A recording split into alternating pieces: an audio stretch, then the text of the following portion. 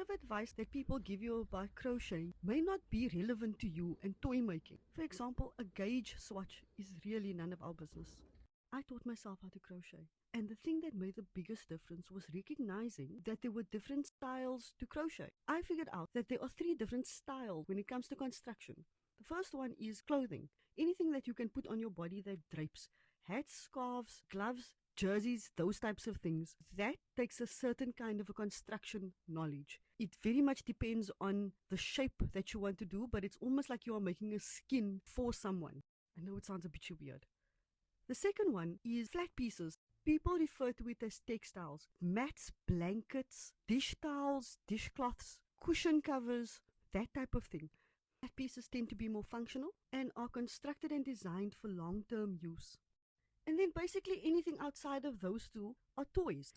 That includes things that we refer to as accessories, jewelry like earrings and necklaces, rings, bracelets, bags of all shapes and sizes. That tissue box cover, toy.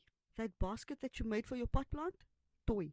That strap you made to carry your water bottle, that's a toy. Think of toy making as being able to crochet anything that is an odd shape. Something that's neither a flat thing like a blanket or a skin like a cardigan.